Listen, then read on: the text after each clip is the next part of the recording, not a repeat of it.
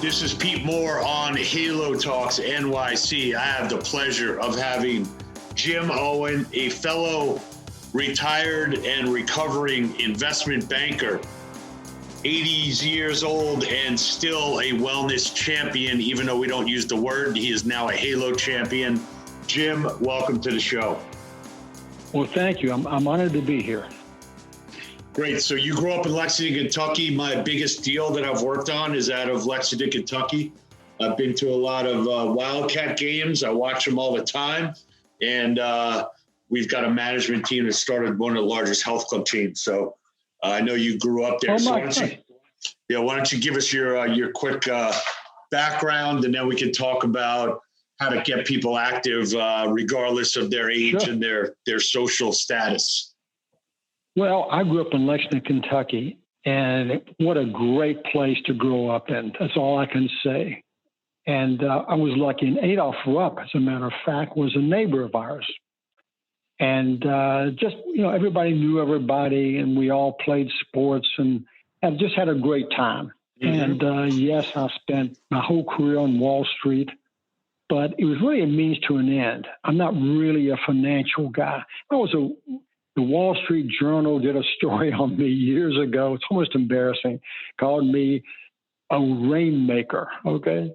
So I was a guy that, rang the cash register, dealt with clients, that kind of stuff, communicated. I found picking stocks to be the most boring thing in the world, to be honest about it. But my niche was I just found it boring. I mean, nothing exciting and fun about it. But I was really good at what I did, to be modest about it. And I worked my ass off for, 35 years. I was a partner in 3 different investment firms. So I was on the asset management side. I mean, we manage money for a fee. And the better we did for our clients, the better we did. It was just simple business, nothing too complex. What I found that always intrigued me, Pete, is that when it comes to managing money, the really, really smart guys, my partner in one of my success stories was an MIT guy, okay? Classic engineer, smart as a whip. If a client or prospect ever met this guy, they would never hire him. He was always negative, always down. The world's coming to an end. Right. Maybe not today, but tomorrow. I said, Jesus Christ. But he had one hell of a track record. And we took this firm called NWQ from 100 million to 8 or 9 billion. And so I was a partner in 3 firms like that. So my whole background and history is sort of helping to grow the firm. That's kind of what I did. Dealt with clients. For whatever reason, I always had a knack for walking into a meeting. I don't know where it came from. I mean, I didn't have to work at it. But people say, "Are you by yourself? Who's with you?" And I said, "Well, why would I need somebody else?" And there are 3 or 4 guys from Goldman Sachs out in the hall. So, they've got their story. I've got my story.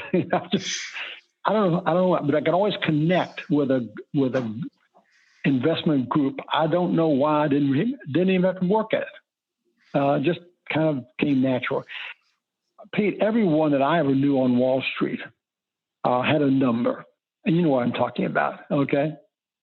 And we don't really talk about it, but it's the number that if you ever achieve it, you kind of say, I'm ready to hang things up and do something else.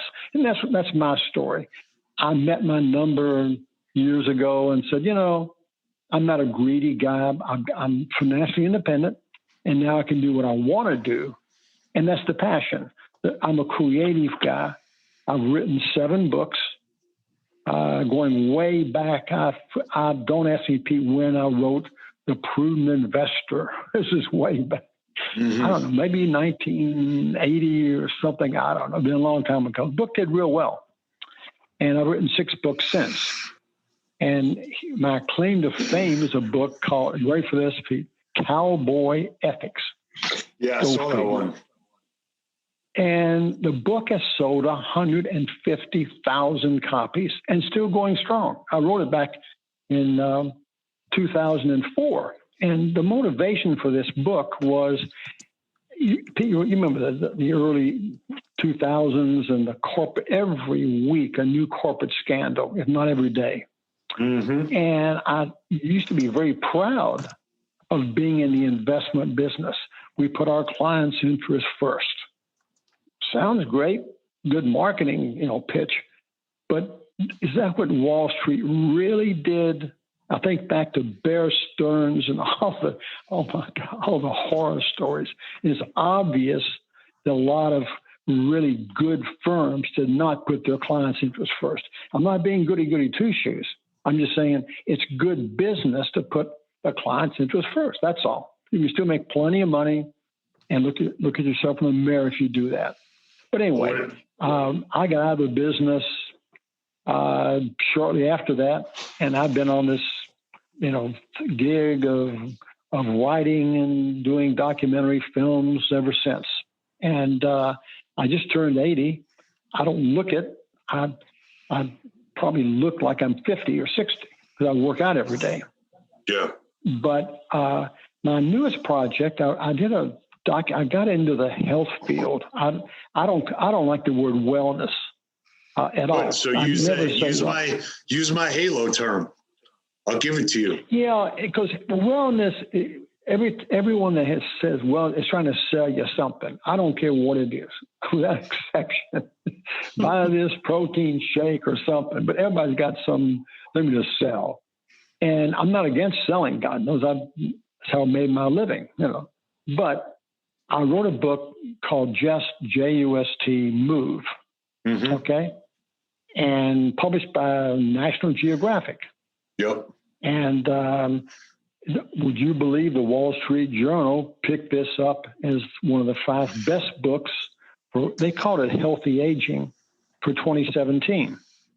And so I've been on this jag now since 2000, it's been 10 years.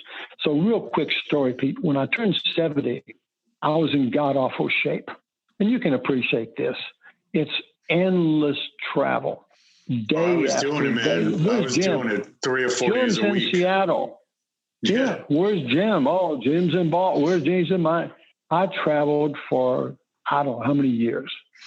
And it's no wonder my knees were shot from being, cramped up airlines, late night dinners, early 5 o'clock wake up calls. I don't regret a second of it. That's how I made my money. Okay. Mm-hmm. But in the process, I darn near killed myself from a point of view of health. The worst part was excruciating back pain. I mean, crawling on the bathroom floor kind of pain. So, and the day I turned 70, I'll never forget, Pete. I looked in the mirror and said, "My God, I'm an old man." Okay, I literally said that. And my of course, both knees were shot. My right rotator cuff was frozen. But it was excruciating back pain. I just had that pain on my face. You could just tell. And my shoulders were rounded. Sure, that's what happens to you when you slump over all the time. And I said, Pete, I came across one statistic, and maybe you've seen this, maybe not. I think this came from Mayo Clinic. I think that's where it came from. Maybe it's Harvard. And it said out of a very large population, we're not talking about 10 folks from Denmark, like out of 100,000 population. If you make it to 70, big if you do, statistically, out of this very large population, Pete, you're going to live another 15 years. And on average. Now, you may get hit by a truck the next day.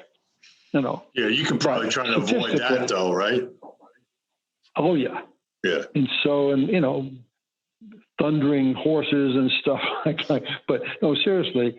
And I thought, if I look and feel this bad now, can you imagine what I'm going to look like in 15 years? I mean, at best, I'll have, be in a wheelchair. Right. Because I got to do something. And I just thought, I didn't know what to do. Now, I'm not a fitness expert at all. But I saw, anybody that came out of Wall Street really does like research. I love, picking something that interests me and just really digging into it, just like you do. I'm in this fascination with that, but I have to pick it. Not like in school where, you will do a paper. No, just whatever interests me. And I became intrigued by this whole thing. It's like what you're doing, intrigued by it. And so I want to learn more. So I talked to everybody I could talk to. And I had 5 years later, after strength training, and really working on my core. So the core is the best part of my body. That's the strongest part of my body. I have no pain at all. I just turned 80. And the truth is I'm in better shape than when I was, 30 or 40 years ago. And that's amazing. My new passion, I just did a documentary film, and it's called The Art of Aging Well. And it's on PBS. And the reason for PBS, Pete, you can appreciate this. I've always done stuff with, speaking gigs. And that's how I've always built my business, speaking before anybody. I don't care who it is. It doesn't matter, 800 people or 25. And because of the pandemic, I said, whoops. I worked 2 years on this damn documentary.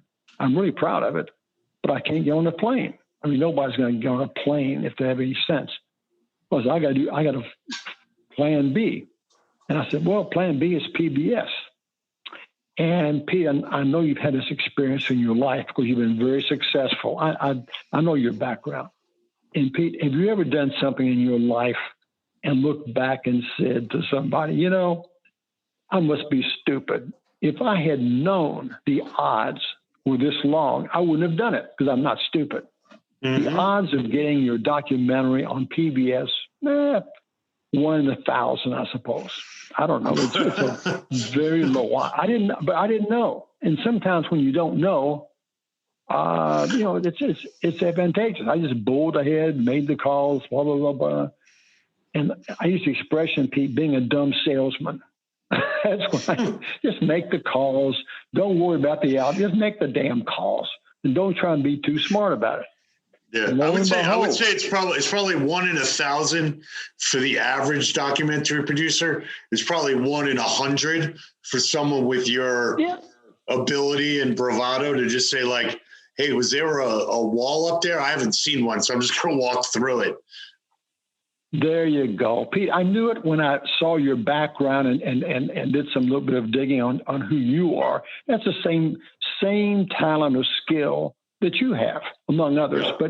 But you wouldn't be doing what you're doing if you didn't have that attitude. Because nobody who's pure smart would do what you're doing. Oh no, God, this is never gonna catch on. Well, guess what? Well, when I started it was like 17 people listened to the first podcast. So yeah, it looked like an uphill battle. But now it's like I got people using the term halo that I've never met before. And they're like, hey, will you guys at this show? Were you on this Zoom out of Atlanta? I'm like, no. They're like, yeah, they were talking about the halo sector. So I'm like, all right, that's working. I love it, and I love it. I love the name, and I totally dig that. So anyway, I did this documentary, and would you believe there are two? I don't want to bore you or your audience, but there are 2 distributors, to use that term, of PBS programs. Okay, because the individual stations don't have the people to really do the research. And would you believe that both distributors said, we want to do this? I said, you do? I said, nice. Oh, we love it. And so we're right now, I'm guessing by the end of the first year, we'll be on probably 75 PBS stations. Each station, by the way, does its own thing. So Philadelphia, may run this thing, and for whatever reason, I don't know. I can't explain why. Pittsburgh, I don't know, maybe later, whatever. That's just the nature of the beast, okay? But my newest project is what I want to kick around with you, okay? And this is my passion. And my whole life, I'm driven by passion. I'm not a smart guy, but boy, do I have the passion. And that's what really, I need that in my life. I need to wake up every day and say, I know exactly what I want to do today. And I don't want to play. I don't want to hang out at the club. I don't want to play. I was terrible at golf. I said, I wasted more of my life trying to play golf. I don't play. Yeah. No, I think it's great. So anyway, I love what I do. Yeah. There's no age requirement for doing anything these days. So I think it's great. There was a guy that I met back in New Jersey. He owned some health clubs, and he was 83 years old. His name was Vince. And he was still working every day, and he'd be like the first guy in the office, the last guy to leave. And I say, Vince, when are you gonna retire? And he said, 4 days after they bury me. Oh my God, I love it. Well, I was like, that's awesome, dude. 4 days after. That's so. You're gonna like this. My newest project is about what's called a super aging. That's what I call it, super aging. And that's somebody, it's not necessarily somebody who runs a marathon or does skydiving. It's somebody who's probably 75 or 80, like your friend. Mm-hmm. And for whatever reason, has that connection with life. There's something, I said, I really want to learn more about this. So I've been talking, when I observed, Pete, and you'll appreciate this, when I was doing my research on this book, what I saw was that there are people who are 60 who move and act like and look like they're 80. And then there are people who are 80 who look and move like they're 60. Yep. And I said, what the heck do these people know who are 80? And there's no template. There's no one formula. But in general, everyone is physically active. Now, I don't mean a gym membership at a fancy, club or a personal trainer. They may have, but they may just do their own thing. Okay. Right. So it doesn't necessarily involve, lifting weights, but they may, rowing a boat. They may be bicycling, but they're, quote, physically active. Okay. And this is sort of what your interest is. And also they have personal interest. They have a purpose in their lives, like your friend Vince does. Something is, and they're optimists by nature. If I was a health club operator, what town are you living in now? I'm in La Jolla. Oh, wow. Okay, I'm in Manhattan Beach, up the street from you. So next time I come to San Diego, you're in Manhattan Beach? Yeah. Oh, yeah. I know. That's a great place to live. Yeah, I'm really happy. I just moved here. Mostly for the weather and for my ability to be active. But let me ask you a question. We got a health club that we've done some work with down there. It's called Fit Athletic, which has 5 locations, one in Solana Beach, Carmel Mountain, and then 3 downtown, and they got a big location in Mission Beach. If they were to specifically market to you to say, hey, Jim, join a membership at our club, what would be the marketing message that would resonate with you? Is it, hey, come in, you'll meet other people, it'll be a fun workout? Is it focused on results? Is it focused on, having a trainer? Like, I feel like health club operators want to bring in the super ager demographic, but they can't talk to them the same way you say zero down and, $29 a month and you get 1 free personal training session. Like, that might not resonate with you. So what would resonate with you if they had a targeted messaging to the super ager population to get you to join? Pete, I think there are 2 points here. Okay. Number one, working out, exercising, whatever you want to call it, movement, whatever you want to call it. Okay. When you're 75 or 80 is quite a bit different than when you're 20, 25, or 30. That's the first thing, because younger people, it tends to be, quote, vanity driven. When you're older, it's not about that at all. Okay. I don't care what I lift compared to what you lift. It doesn't matter to me. Okay. If I want to live an active, full life, I've got to be healthy. Now, that doesn't mean I never get sick. Doesn't mean I don't have a stroke tomorrow. It just means if I work out 1 hour a day, and that 1 hour a day Pete, is the best investment I've ever made, period. Okay? Mm-hmm. So you can have all the money in the world. So what if you don't have your health? So I think the hit the older demographic, it takes, first of all, it takes trainers who are a little bit older. Okay? That's my personal opinion. I would rather listen to somebody who is 60 than I would somebody who's 25, who's ripped. Okay, so you're ripped. Great. So what? That's interesting. You don't know what aches and pains are until you get to be, you don't know what aches and pains are till you're about 70. It's like a car. The minute your warranty wears out, the car falls apart. Same thing with your body. So you tell me you have a friend who's super fit and he's 60. My take on that is, Pete, wait till he's 70. I don't care who he is, what he does, Arnold Schwarzenegger, just ask him. He got where he was using steroids. We know that.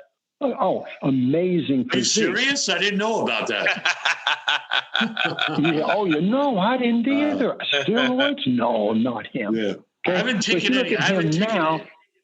any performance enhancing investment banking drugs. So maybe that's something that you and I could experiment with. So I think the message is, one, socialization is really, really, really important for older people. Mm-hmm. And loneliness is as bad for your health as being obese. Okay, man, you're preaching off of my playbook right now. Medically, that's true. Yeah, medically, that's true. So to me, the message, so many older, particularly with this pandemic, okay, people need the socialization. They need to be around people. And it's not that I'm competing against you. It doesn't work that way. There's no competition. I'm competing against myself. You tell me, Jim, you did 50, well, I do 75. So what? So what? I don't care. Doesn't affect me. But the socialization means, come on, Pete, you can do 15 push-ups. Come on, you can do it. It doesn't matter. It's not a competition. It's just the socialization of saying, well, where's Pete today? I hope he's okay. And somebody says, I'm going to call him and see, Pete, are you okay? You almost never miss going to the gym. That's so critical for older people. And it doesn't seem like, a big deal. You just show up, see your friends, do the best you can with what you have in whatever shape you're in. Don't apologize.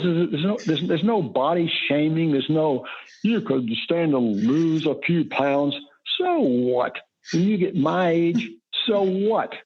I weigh 152 pounds now. I weighed 205 in high school. But so what? Yeah. You may be 20 pounds overweight.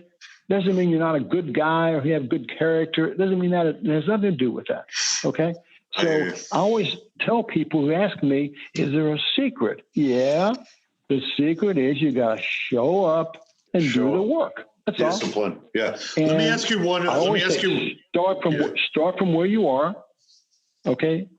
Say, God, I've got arthritis in my hand. So what? Work around arthritis. Don't use excuses. Just work with what you got. Make small, gradual steps. And the secret, small steps done consistently add up over time. That's all it is. Period. Yeah. That's my opinion. I got two more questions for you. One is, if you had,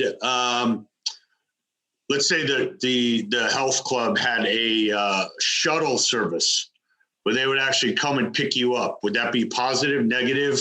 Would that make you feel good? Oh my gosh. Are you kidding? Are you kidding me? I've never known why they don't do that. That's if there's a secret to the bit, and boy, your Wall Street background shows up. If there's a quote critical variable, that's it. I don't understand why people don't go. Like somebody the other day said, like, yeah, there's like a lot of people in this area of it wasn't assisted living, but it was like an elder, like an over 55 community. Like, why don't you just go and pick them all up and then drop them off? And they're like, oh, then I got to deal with transportation. I'm like, dude, people want to come. Like, make it convenient for them. So, okay, good. So that's Right. another takeaway that people should think about. I think if you had to get one great idea to give to somebody who said, I own a gym, what do I do? It would be, in my opinion, it would be either a mobile service where I will come to you. Yeah. Of course, not so easy during the lockdown. Okay. Now, I mean, you have your own little truck with whatever equipment you have, or, okay, the alternative is to hire a young kid, 18, to pick people up. And I don't know why gyms don't do that with older people. Now, to be honest about it, I live in a wonderful place for, older people, you might say, right? Mm-hmm. It's not an old folks home. It's high end. It's called V, okay? Mm-hmm. And owned by the Pritzkers in Chicago, okay? And, well, if I had to drive myself 30 minutes to work out, would I be this enthusiastic? Probably not. Yeah. But I have a gym in my apartment, so I've got all kinds of stuff. I have a. I don't want to tell you what I've got, but in addition to the usual dumbbells and stuff like this, I've got a cage, one of those stretching machines. Mm-hmm. And I just bought a toner, on the wall. Okay. And again, it's an investment. So I believe in I believe in what you're doing, Pete. I genuinely believe there's an unlimited future for people, not in wellness, okay, but in exactly what you're doing. And people who say, I'm an investor. I own the clubs. And well, first of all, do you really need all this equipment? Well, I don't know. Why don't you do a little study that shows how many people actually use all these machines? Well, and I never thought about that. You got okay. You're Second question: where do these machines come from? Well, I talked to the salesman. Right. The salesman said, you need these 15 machines. Oh, okay. It's so stupid. No, you don't. You don't. They don't need half the machines. What they need is some space for an older person, and that's a great demographic. Okay. Yeah, I love it. What we're talking about is functional fitness. We're not talking about I can bench press 250 pounds. You need your body weight and some dumbbells and a couple stretching bands, and you're good to go. So you're good Jim, to go. Yeah. So Jim, one is I'm definitely going to see you in person in La Jolla sometime in the next couple of months when I get down there. Sure. Second, sure. Dave, who's on with me right now, we got pitched on potentially buying like an 18-wheeler that's like a mobile health club. And I have it on like the back of my list. Maybe we'll buy this 18-wheeler and just do pop-up gyms across the country. So that's the second thing. But why don't you, as we close out here, because I want to be respectful of your time, can you give us some details on where people can find the documentary or the link to your website on getting to the books? Sure. Well, I've got a couple of websites. Okay. But the basic website is called JUST JustMoveForLife.com. Just move, that's from the book, forlife.com. And it's, I'm real quickly, I'm in people say, Jim, what is your business? The answer is I'm in the inspiration business. My mission in life is to inspire people to get off the couch. Again, you're talking, say, Jim, do you have any credentials? Yep. I was a certified couch potato for years and years and years. Look at me now. So if I can do it, and I'm not athletic, I'm not that coordinated. If I can do it, anybody can do it. And that's the truth. But you got to work at it. And love some of your ideas. We can ever find some way of doing something, great. But I'm in the inspiration business. That's it. And it's not. I never get tired of talking about this stuff. Telling people, look, you don't need to lift heavy weights. You don't need to. But Jim, I don't like to sweat. Well, Yeah, we're gonna have to give her that. Like That's a separate issue. That's why I have hot That's a showers, I separate issue, think. but- So. Yep. Anyway, but I really have fun doing this. I wouldn't trade this for anything because it's my passion. It keeps me young, and I want to keep doing this. And so this super. If you go to the website, by the way, we arranged to show this film, even though it's on PBS. You can look at the film from our website. We just cut a deal that said, hey, PBS is great. We love them, but we're going to put this on the website so anybody can, look at it and say, wow, this is inspirational. Well, if you like the first one, wait till you see the second one. So Awesome. my partner's a guy named Jim Havey in Denver. Jim has won 3 Emmys, not 1, but 3 for documentaries. We've been pals for 30 years. So we're doing it. We're working on it as we speak. So when I hang up with you, we'll be working on this documentary. But I never get tired of talking about. So, Pete, it's Super Ager. I have a T-shirt that says Super Ager, and I wear it. It's one of those compression shirts. I wear it every day. Super Ager. Walk down the street and say, "What the heck is a Super Ager?"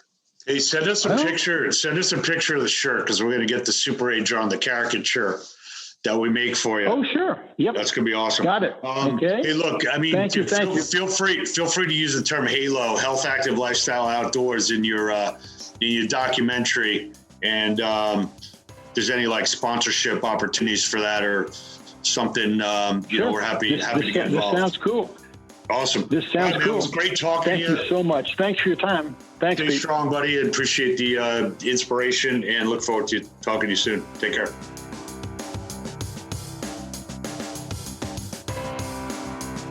As we continue to build our Halo Talks email notification database, want to offer you a free $10 instant gift card from our friends at Promotion Vault. Also to show you how easy it is to offer your members and prospects and clients the ability to get desired actions out of them and reward them in real time. Go to halotalks.com, put your email address into the pop-up box, see how it works, get a free $10 gift card from us, and keep listening and making everybody great.